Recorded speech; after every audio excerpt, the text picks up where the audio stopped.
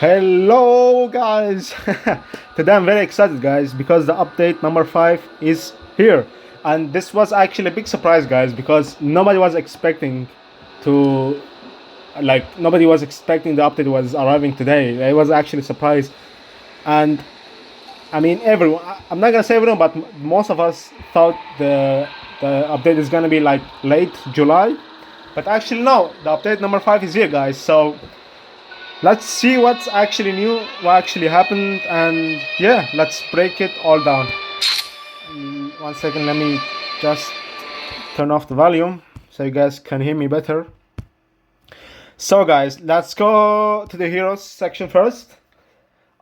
And yeah, you guys can see now we have a filter system. So if you guys want to filter by race, by vampires only, there you go. By werewolves, you can do that as well. By humans as well, and basically the classes as well. So it's a filter system which is very nice. It makes things very easier to sort between all the heroes. It's a really like life-saving quality of life changes. So that's actually a very big one, I would say.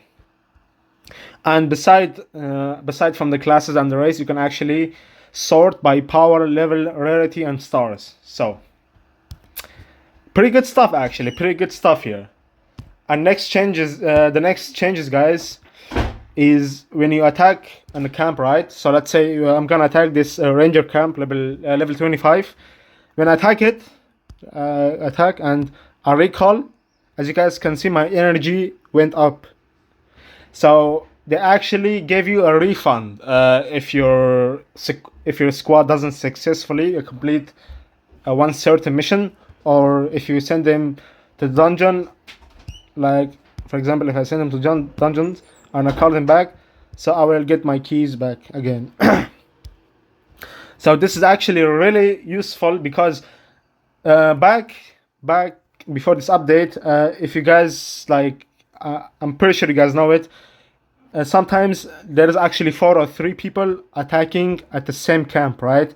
So whoever goes in first actually got the camp, and the 2 other persons, or the depends how many people were actually targeting this camp, they would basically lose energy. And yeah, that was kind of painful.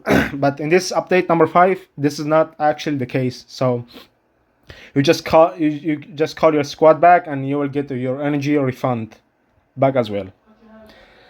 And next feature is you can remove intruder from your land. So let's see. Now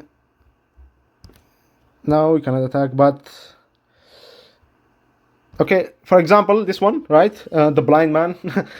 I can attack him 3 times, and if these charges is over, basically the blind man is gonna relocate, and he's gonna go outside from our lands. So it's a new way to relocate people from your territory. And I believe you can attack them even they are shielded in your territory. So if this guy uses shield and he's in your territory, you can actually attack them even they are shielded, and relocate them. Sorry, relocate them.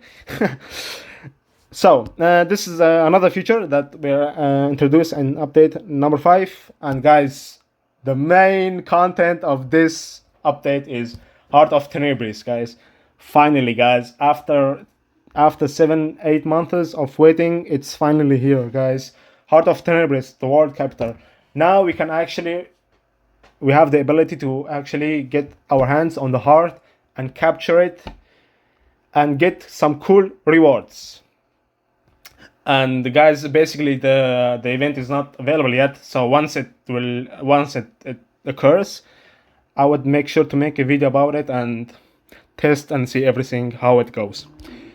We got also one new hero, actually 2 new heroes, because Albus, you can also get Albus, guys. Like, this hero has actually been in the game since the release until today, and now in this update we can get our hands on him during the Heart of Tenebris event. He's a really cool looking hero. To be honest, he's one of my favorite hero in this entire game. So we will be able to get him, Albus the Emperor, in this update. And Father Arnold. He's also a new hero. He's a tank hero, and yeah, he seems pretty good actually. And this skill, right, his precious daughter, is actually really good. So let's read it first.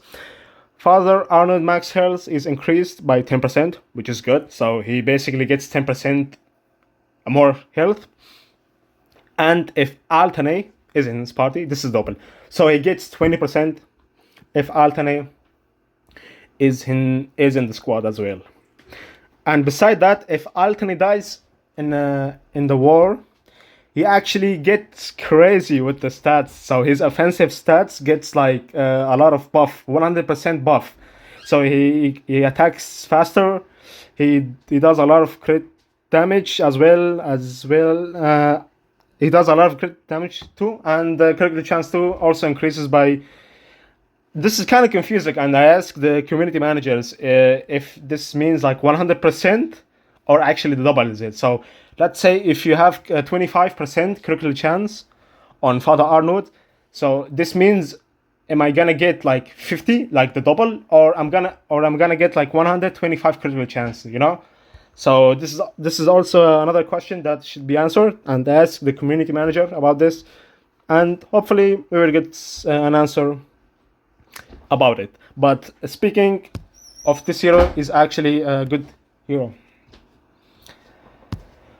And one last interesting thing is, if you go to your guild, you will actually see a new icon. It says vote for Emperor.